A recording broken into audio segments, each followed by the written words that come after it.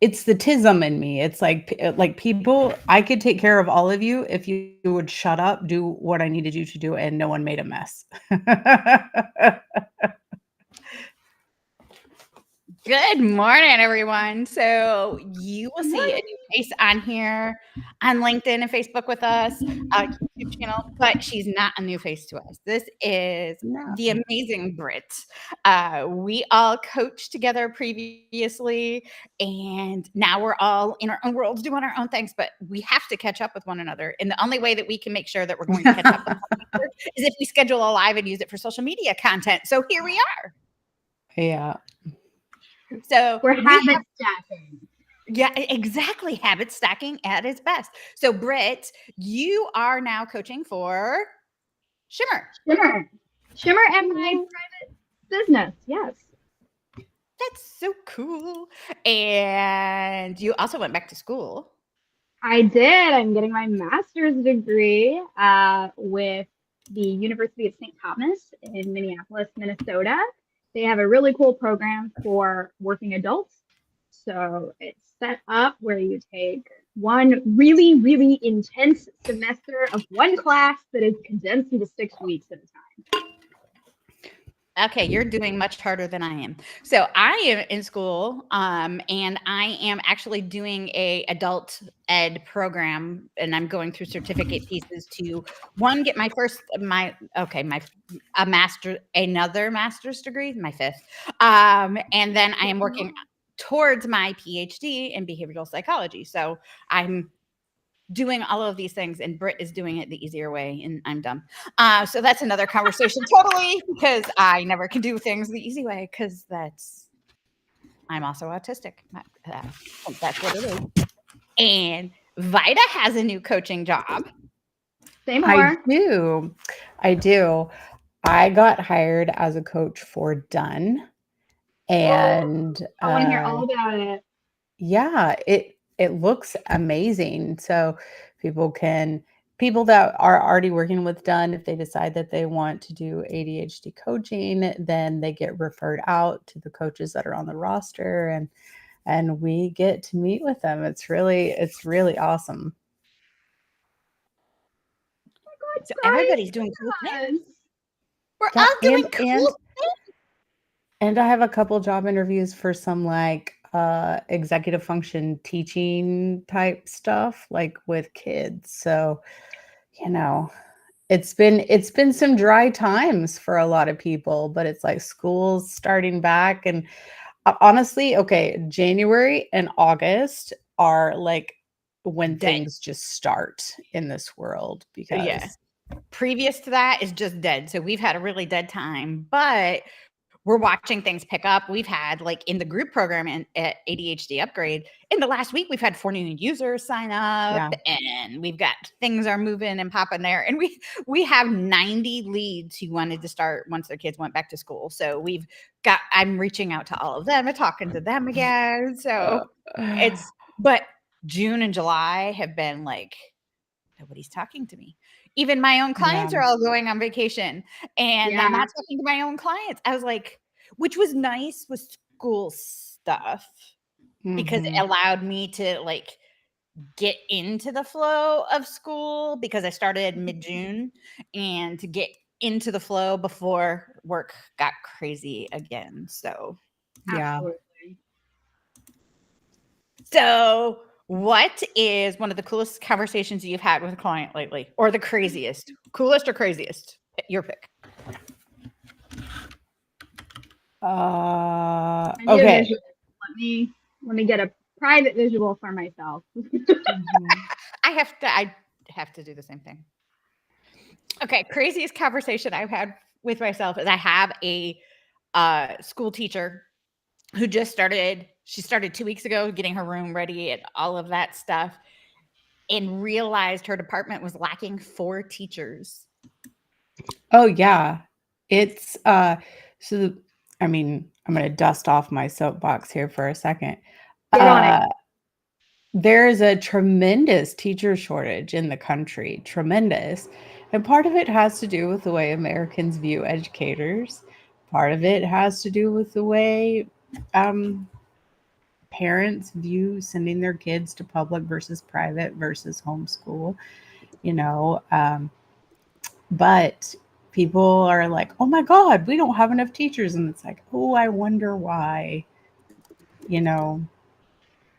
So, but you know what we have a lot of that we don't need? Politicians. Mhm. But Yeah, don't. again, just a soapbox, But okay, there are some states that have teacher surpluses, but that's really very few. New York State is generally one that has a teacher surplus. But like in the Midwest and places like that, people are leaving education because, and here's the thing, especially because a lot of neurodivergent people are teachers, people are leaving education because it's not a good work-life balance and they burn out. They burn So out hard. I saw a news article for my state that I live in now, obviously not from here. Alabama needs 12 special education teachers in one school district. 12. Yeah. How Okay. are they encouraging people with those skill sets to come in, if at all? Well, Okay. in Alabama, I saw that they're offering a $3,000 payout in the first 60 days if they take the job. Okay. So they are doing something. But I look at that, and as an I'm not a school teacher, never have been, but as an ex-parent of a kid in school, that means how many kids are 504 plans, IEPs are not being followed for the first few weeks of school because there aren't teachers to support it. Even if there are teachers to support it, nobody's getting services the first 2 weeks of school, even though they're supposed to, and it's a federal law. I'm just real talk here. I don't teach in the district anymore, so I can tell everybody the tea.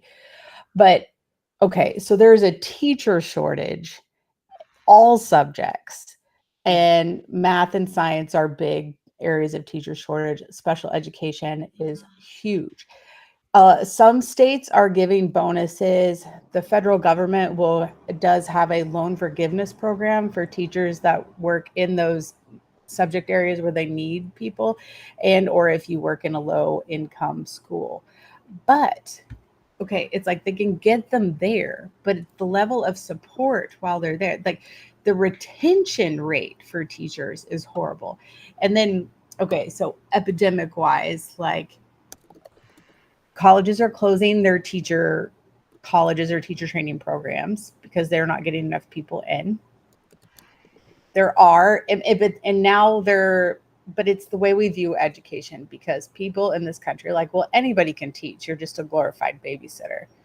So we do have some pipelines to education. People that in the state of Oklahoma, you can get emergency certified if you already have a bachelor's degree. It can be in any subject, and they will work with you to get you in as a teacher.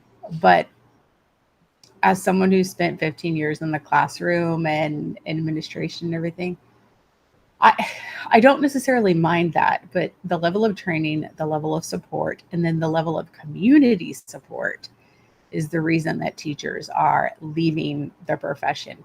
I can go be a manager at a gas station and make double my yearly teacher salary. That's horrible. That's disgusting. And I have a master's degree. And don't get me wrong, I think if you work a job, you deserve to make a living on what you work. So I'm all about people working at a gas station making. Well, yeah. I'm trying to put this in perspective for people. Right. You are in a position that requires more training, more education, and at times, I'm sure, a lot more energy. And you can go do something else and make more money. So, of course. Well, with most teachers being neurodivergent themselves, how much executive function and overwhelm is in a position like that they then don't have for their own families and stuff? Gas station, it's the same thing over and over and over again. There's no thought process. Well, and I read an article. It was a woman that she wasn't a teacher, but she worked at like a high profile corporate job, and she burnt out, and she went and got a job at Target making $15 an hour. But the whole article was about how it was the best decision she ever made, because guess what happens when she clocks out at work? She's done. She's done. Like, she's done. And there's so many problems with education. And I'm on the education committee for Chad this year. So that's kind of cool.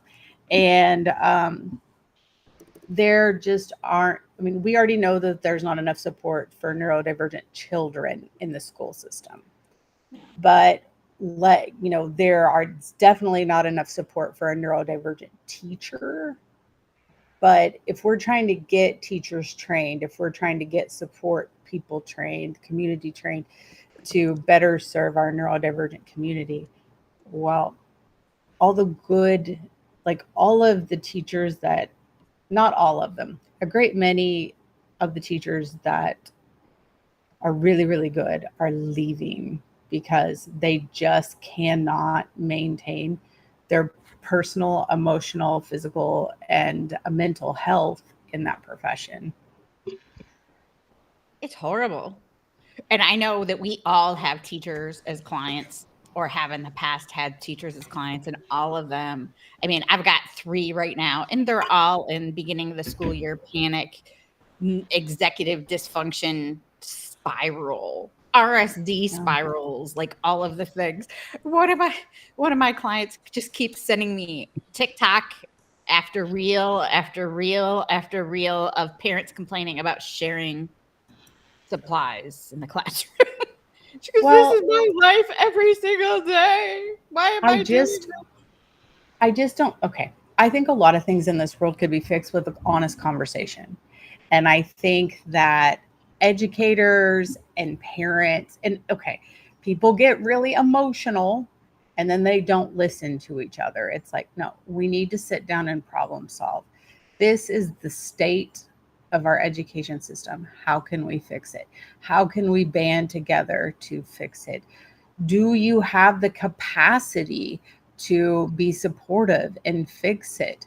Or do you just want to sit in your armchair and complain because teachers didn't teach your child a life skill that really kind of falls on you as the parent? So I'm more worried as a teacher in a building. My job is to make sure your kid can read and comprehend, do math, pass these state standards, and I can lay state standards out on a table.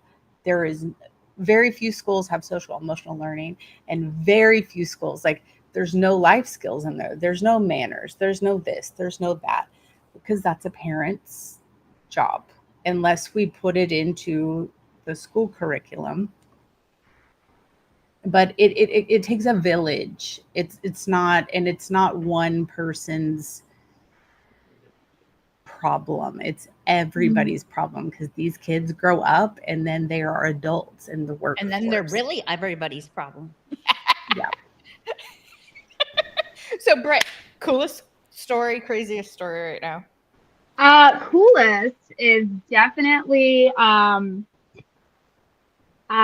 have a newer client and I'm working really hard. I want to make sure I don't reveal any personal details. I have a really cool client. For those of you who don't know me super well, I'm an ADHD coach. I specialize in working with the LGBTQ population and the chronically ill population.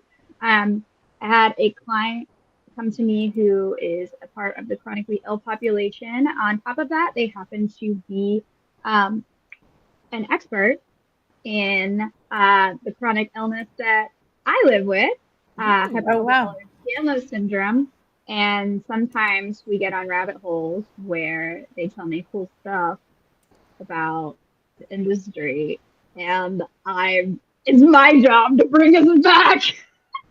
But it's really cool to see the awareness of EDS growing, and meeting people who are committed to supporting the community.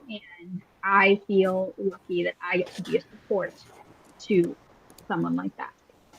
That is really cool. Yeah. I'm like, Can we just schedule a time to talk that's not coaching? It's just like, I Right. will pay you, but like, I want to learn everything you know because you're so smart. I love when you get clients that are just like, oh my gosh. And I think that's something that most people think that coaches don't have, is that we're the experts in everything that we do with our clients. And the answer is no. Hell no. I have my own coach, like, because I need somebody who can, basically, I need somebody to remind me to eat, drink, sleep, and do the things I tell all my clients to do. And one of the best, maybe worst things I could have ever possibly done, the coach I'm working with right now was one of my past clients. This woman repeats back my crap to me, my exact words, so often. And I'm trying to decide, and I told her this the other day, I'm still trying to decide if hiring you was the best idea or the absolute worst idea, because it's really annoying. You're really, really obnoxious. And she goes, yeah, I know. Isn't it awesome? Because now I can do it to you. I'm here for it. But we as coaches are learning from our clients every single day. Like, I'll have a client share an app with me. I'll have a client share a protocol that I've never heard of, or a book, or whatever. I mean, I have a couple of PhD clients who I learn from every single time I talk to them. Yeah.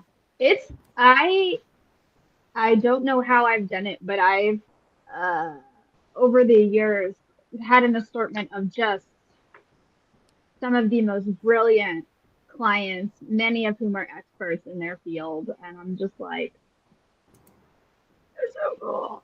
And then I have to remind them every time they're like, I'm a failure. I'm like, hey, no. You forgot to take your socks out of the wash. Okay. Yeah. We all need daily reminders to do the basic things in life, because we're so smart in some other area that takes all of our executive function skills. And therefore remembering to take a shower, brush our teeth, eat, drink water when I need it, take my medication, like, take your meds, Danielle. I know this. I've been taking them for something years, and I still forget every day. Many a moon. Many moons. So what is the biggest thing that you're looking forward to over the next couple of months in your business? Well, so like all neurodivergent people like I know what all the fancy schmancy coaches tell you to do, like just focus on one thing. But I'm living like 75 lives at a time. Okay. So, I have our coaching stuff. We have our corporate consulting stuff. We have teaching stuff. And then I have my podcast. And the podcast is growing. And Growing. yeah, it's a comedy sex podcast. Yes, just full awareness. It is graphic, but it's a comedy podcast. It's about sex. Okay, guys. I mean, come on. But it is hilarious and it is growing. And we've got some really cool collaborations coming up with some different companies in the sex positivity space. We have some collaborations with other influencers and creators in that space. And like I said, I feel like so many things can be fixed with a conversation. And I really, really want to show people that sex is not scary, And I'm talking about regular everyday sex. I'm not talking about like if you have sexual trauma, that's legit. But this is for just like in the other box, right? And then I also got signed as a founding author for a spicy publishing company. So that's going to be coming up too. Yeah.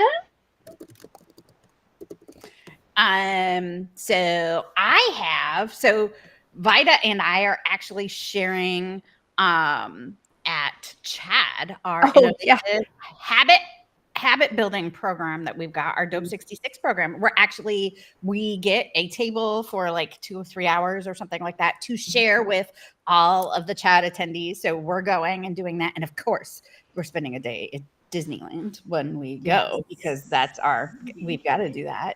So we've got that coming up. We've got obviously all of the things that we've got, and we reworked some of our pricing around here. So we've got chat only coaching, and we have one-on-one coaching now. So we've got all of the things and cool, fun toys for us to play with as coaches, which makes my little tech brain so happy. I'm trying to think of what else, and then just school. Honestly, for me, that's my main focus, other than chat and normal day-to-day business stuff. I'm also speaking on the LGBTQ panel at CHAD, and so I'm very excited about that. And I will be working with Dueling Minds, which is a nonprofit for, they're going to be at CHAD, and I will be in and around their table too.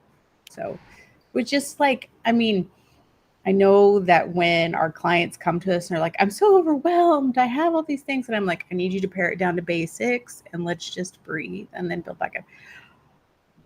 Sometimes I have to take my own advice, which life has been ultra crazy for me all summer long. And I was still trying to do the things. And I finally, I think a month ago, I just told Danielle, I was like, I cannot do anything except exist.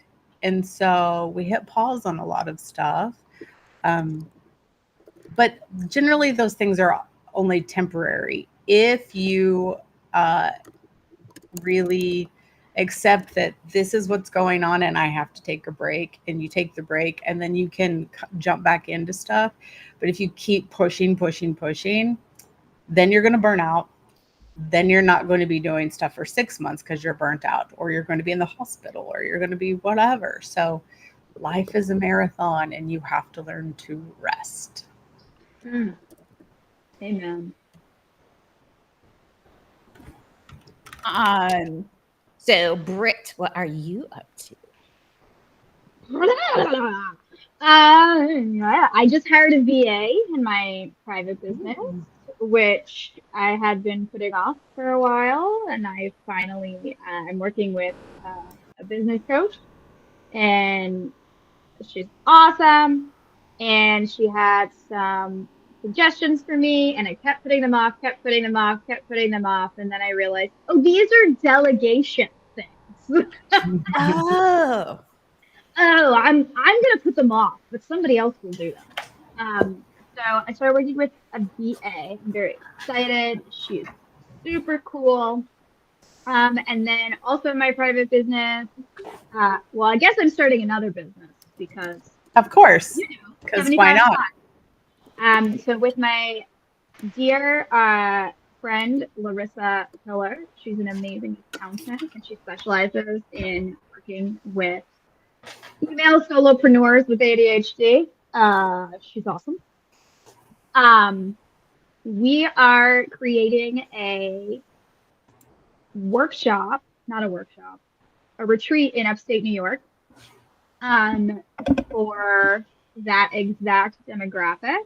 Women with ADHD who are either just starting their private business, or who want to and they have no idea what to do, or they're in it but it's crumbling down around them because they jumped in with that ADHD all or nothing mindset, and now they're like, I am panicking. That'll be in September of 2025, but in this next month we are going to start marketing campaign for that. So I'm looking forward to that. You have to share the link with us so we can share it with our audience. We definitely will. Absolutely will. In upstate New York, I might have to make a trip back home to go to. It'll be in Cairo, South Cairo, which for the longest time I thought was called Cairo.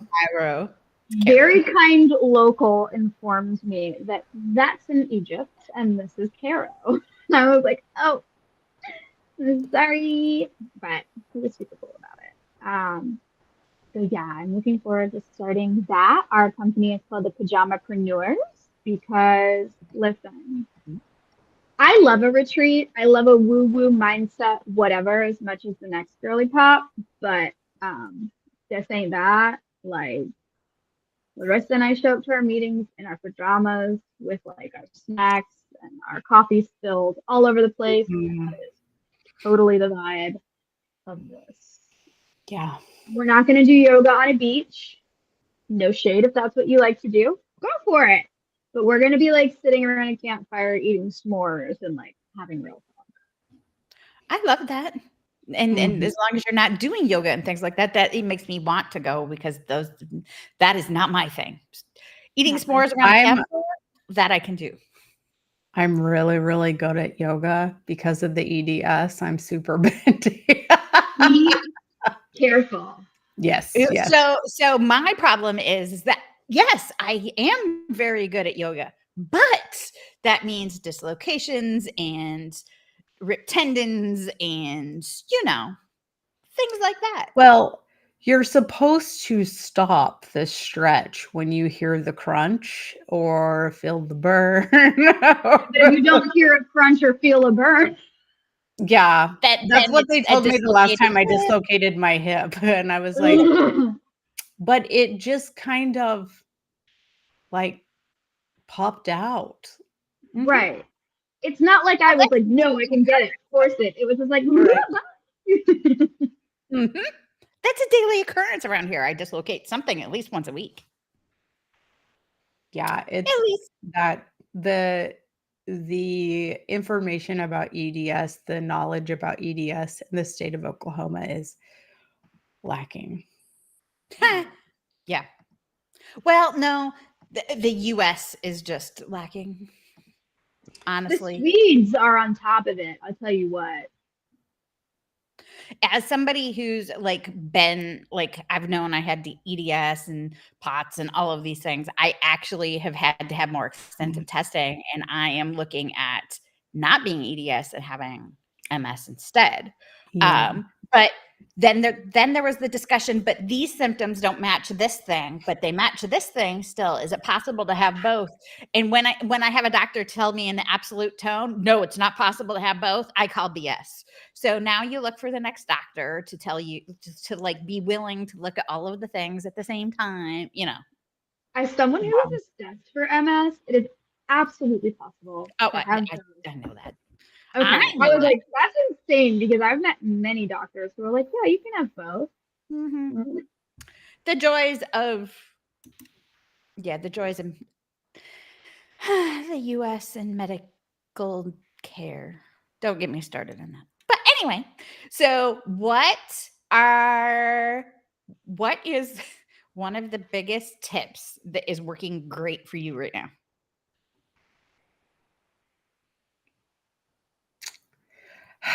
I get like everybody else, I always want the shiny new thing, right? That like, oh, this app is going to work and this thing is going to keep me organized. And especially when I was teaching, I was always looking for something to keep me organized because in my mind, the story I was telling myself was that I just wasn't very organized. And then one day I was talking to other teachers and they were like, we just don't know how you do it. You're so organized. So like, I thought I was failing and I was killing it, but I was just using a notepad and a to-do list. And yeah, it looked crazy sometimes.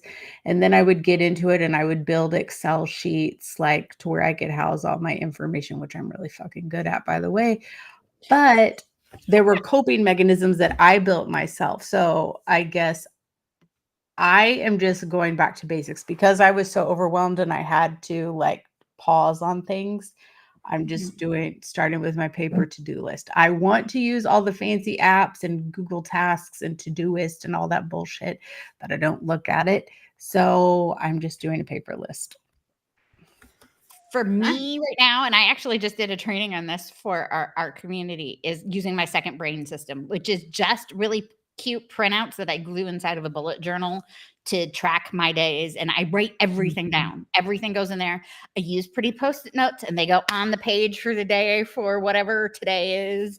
I rewrite everything in my Google Calendar for the day, because if I don't engage with an appointment, I won't remember that the appointment exists. So Right. I do that. But my second system is I use Artful Agenda, which is a really pretty layout on my desktop or on my phone that kind of just syncs with my Google Calendar, but I can keep all of my routine tasks in there, and I can check them off every day, and it repopulates them for the next day if they're daily tasks or weekly tasks or whatever. It repopulates it, and it's like $10 a month or $5 a month or something like that. So it's that. The combination of those two things keep me on track, but I handwrite everything in my second brain every day, because if I don't remember diddly squat ever. Like, I have zero memory capabilities of anything. And I can look at my Google Calendar every 5 minutes and go, I have an appointment in 5 minutes, and I still would miss it. That's If where I I'm don't at. pretend. Yes. That's I will where say for I'm at. me, the tip that's working right now is aggressive accountability. I, like many ADHDers, we all have like one or two things that like we just really struggled doing. For me, it was getting into a fitness routine, which as I age is becoming much more important, because for those of you who don't know, even though we keep talking about EDS, the condition that we live with is progressive and will continue to get worse. And one of the best ways you can prevent further injury or further deterioration is to build a strong core and build your muscles to help protect your joints and ligaments. So that's been something I've been wanting to do. And listen, it's been decades that I've been trying. So what are you doing? Because we all Yeah. So I I've been actually walking. I've just been walking because it was the easiest. And I do love swimming when my joints are getting like hurt. Yeah, I have joined a fitness program with a personal trainer in my area. It's a 9-week program, and she is also a certified pain management specialist. I made sure I spoke with her on the phone before I joined the program to let her know, like, hey, here's what's going on with me. Like, I'm not going to be doing high intensity interval training. I'm not going to be jumping, and I'm not going to be running, and I'm not going to be lifting super heavy. Like, all of these things are going to hurt me more than they're going to help me. And she was like, yeah, it's fine by me. You don't need to do any of those things to take care of your body. So join a 9-week group. So not only do I have the accountability of the trainer, she's amazing, but also the entire group of people that are in the class. We check in with each other every day on an app. We see each other in person 3 times a week. And like now I want to show up because there's people who I said I would be there for. And people who inspire me. Like, there's this one woman in my class. Her name is Haley. She's a beast. She will do like squats with like 50-pound dumbbell. And I'm like, I want to be you when I grow up. Yeah. So having that aggressive accountability is the only thing that has worked for me. I mean, I have that, but I have that in a weird way because as a coach in our group program, I am everybody else's accountability person. We have like unlimited body double, like I'm in body doubling with people in our group right now. And so I'm doing it for somebody else all day long. Whoop, we lost. Oh, we lost her. We lost Britt. So I'm doing accountability for somebody else all day long, and they always ask me the same questions I'm asking them. So that helps. And it makes me feel bad if I don't like participate in the things that I'm making them do. So therefore I do them. Right.